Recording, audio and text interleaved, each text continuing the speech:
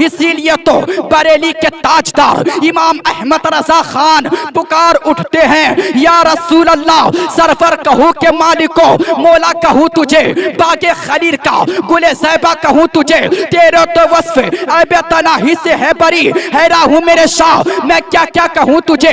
ऐ लोगो, जब अहमद रजा ने ये कहा कि सरवर कहूँ के मालिको, मौला कहूँ तुझे, बागे खलील का गुले ज़ैबा कहूँ तुझे, मगर अहमद रजा का दिल ना भरा।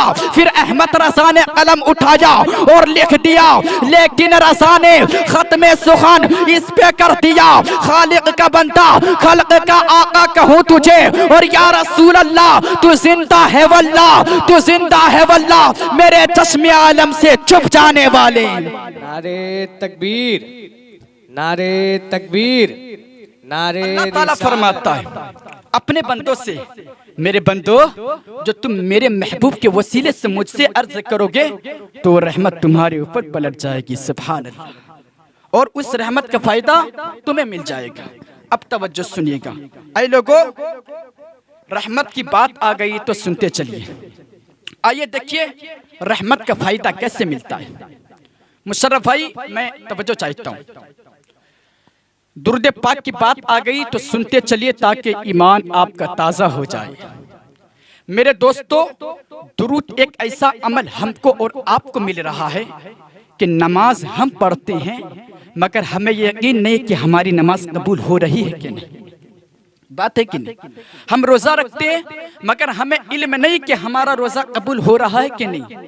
ऐ लोगों, हम ज़कात देते हैं मगर हमें इल्म नहीं कि हमारी ज़कात अल्लाह ताला ने कबूल फरमाया कि नहीं। हम कुरान की तिलावत करते हैं मगर हमें इल्म नहीं कि हमारी तिलावत अल्लाह ताला ने कबूल फरमाया कि नहीं। ऐ लोगों, सुनो सुनो, लेकिन सारे अमल खैर में एक अमल खैर दुरूद शरीफ ऐसा है, ऐसा है, जब बनता है मोमिन नबी पर दुरूद पाक पढ़ता रहे, महबूब उसे कबूल फरमाते हैं। सुभान अल्लाह। ऐ लोगों, सुनो सुनो, दुरूद पाक में दिखावा नहीं है, दुरूद पाक में रिया है ही नहीं। दुरूद पाक जब बनता है मोमिन पढ़ता है, महबूब उसे कबूल फरमाते हैं। ऐ लोगों, सुनो सुनो, दुरूद पाक की बरकत तो ये है, जो शख्स नबी पर दुरूद पाक पढ़ता है उसका जिस्म कब्र में सड़ेगा नहीं। दुरूद पाक जो पढ़ता है उसकी रोजी कम नहीं होती है। दुरूद पाक जो पढ़ता है वो दुश्मन से महफूज हो जाता है। दुरूद पाक जो पढ़ता है वो अमनो अमान में, वो अमनो अमान में रहता है। ऐ लोगों, सुनो सुनो, दुरूद पाक की बरकत और फजीलत और सुनो। प्यारे आका पर जो शख्स दुरूद पाक पढ़ता है वो वबा की बीमारियों से महफूज हो जाता है। दुरूद पाक जो प्यारे आका पर पढ़ता है वो दुश्मन से महफूज हो जाता है। दुरूद पाक जो प्यारे आका पर पढ़ता है नबी की शफाअत उसे हासिल होगा। दुरूद पाक जो प्यारे आका पर पढ़ता है नबी की शफाअत उसे हासिल होगी। सुनो सुनो, दुरूद पाक जो प्यारे आका पर पढ़ता है गुनाहें उसके माफ कर दिए जाते हैं। दुरूद पाक जो प्यारे आका पर पढ़ता है उस पर रब की रहमत नाजिल होती रहती है। दुरूद पाक जो प्यारे आका पर पढ़ता है, आका फरमाते हैं हल्लत लहू शफाअती, उसके लिए मेरी शफाअत हलाल हो जाती है, मैं उसको जन्नत दिलाऊंगा। सुभान अल्लाह। आका फरमाते हैं हल्लत लहू शफाअती, उसके लिए मेरी शफाअत हलाल हो जाती है, मैं उसको जन्नत दिलाऊंगा। जो नबी पर दुरूद पाक पढ़ता है। ऐ लोगों, क्या आपको नहीं मालूम उम्मुल मुमिनीन यानी तमाम मुसलमानों की अम्मी जान हजरत बीबी आयशा सिद्दीक़ा रज़ियल्लाहु अन्हा सहरी के वक्त कुछ सी रही थी और अचानक सू गिर गई और चिराग भी बुझ गया। इतने में नबी करीम सल्लल्लाहु ताला अलैहि वसल्लम तशरीफ ले आए। ऐ लोगों, चेहरा मुबारक की रोशनी से सारा घर रोशन हो गया। सुभान अल्लाह। हत्ता कि सू मिल गई। अम्मी आयशा फरमाती हैं, या रसूल अल्लाह सल्लल्लाहु ताला अलैहि वसल्लम, आपका चेहरा मुबारक कितना रोशन है। तो नूर वाले आका ने इरशाद फरमाया, वैलुल लिमन ला यरानी यौमल क़ियामा, यानी उस शख्स के लिए हलाकत है जो मुझे क़यामत के दिन ना देख सकेगा। अल्लाह अकबर। अम्मी आयशा फरमाती, या रसूल अल्लाह, वो कौन है जो आपको क़यामत के दिन ना देख सकेगा। आका फरमाते हैं, अल्लज़ी ला युसल्ली अलैया इज़ा समिअ बिस्मी, यानी जिसने मेरा नाम सुना और मुझ पर दुरूद पाक न पढ़ा। अल्लाह अकबर। ऐ लोगों, दुरूद पाक की बरकत तो ये है, जो शख्स मुसीबत पर, परेशानी पर दुरूद पाक पढ़ता है, आका फरमाते हैं दुरूद पाक की बरकत से उसकी परेशानियों को दूर कर दी जाती है। सुभान अल्लाह।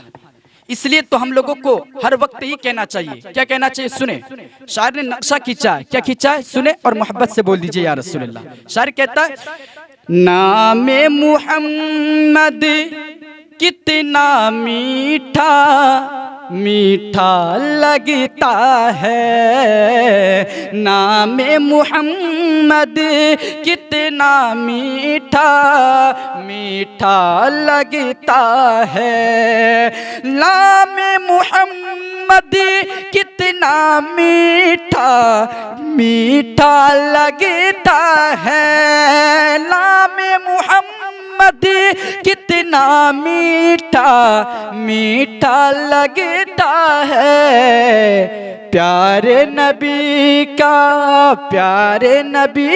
का जिक्र भी हमको प्यारा लगता है, प्यारे नबी का जिक्र भी हमको प्यारा लगता है। और याद नबी का गुलशन महका महका लगता है, याद नबी का गुलशन महका महका लगता है, महफिल में मौजूद है आका ऐसा लगता है, महफिल में मौजूद है आका ऐसा लगता है। मक्ता समात फरमाए, आओ सुनाए अपने नबी को अपने गम की बात। मेरे भाई, गौसे पाक फरमाते हैं, अगर हाल सबको बताओगे तो बेहाल हो जाओगे। हाल उसे बताओ जो हाल बदल सकता है, और वो रब है। कौन है? रब है ना। अल्लाह ताला इस महफिल पाक की बरकत से हम तमाम लोगों को इहदिनस सिरातल मुस्तकीम पर चलने की तौफीक अता फरमाए।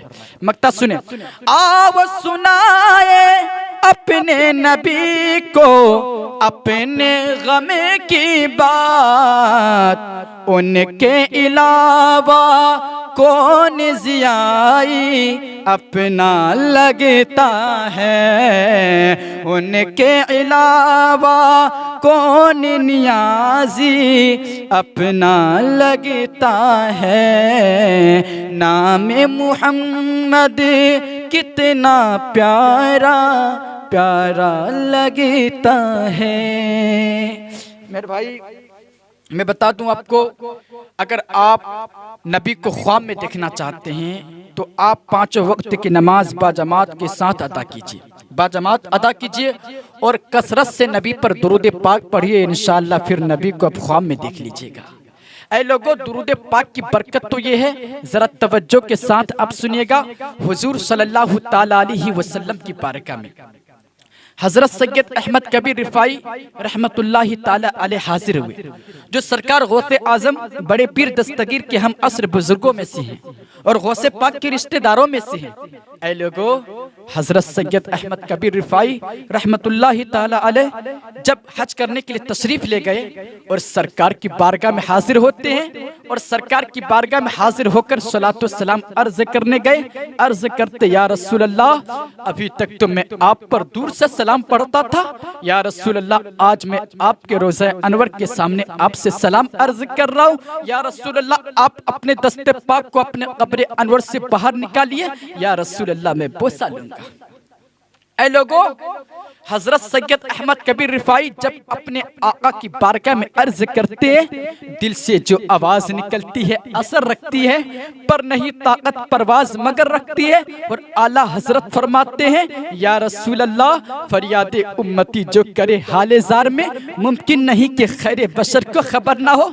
ऐ लोगों सुनो सुनो, मुस्तफ़ा जाने रहमत की बारगाह में जो फरियाद करे, ये हो ही नहीं सकता कि मुस्तफ़ा जाने रहमत उसकी फरियाद बात को ना सुने। मेरे भाई जरा तवज्जो के साथ सुनना। हजरत सैयद अहमद कबीर रिफाई अर्ज करते हैं, या रसूल अल्लाह, आप अपने दस्ते पाक को अपने कब्र अनवर से बाहर निकालिए। ऐ लोगों, ये वही नबी कोनैन का मुकद्दस हाथ तो है, जब हाथ उठा था तो चांद दो टुकड़े हो गया था। ये वही नबी कोनैन का मुकद्दस हाथ तो है, जब हाथ उठा था तो डूबा हुआ सूरज पलट आया था। ये वही नबी कोनैन का मुकद्दस हाथ तो है, जब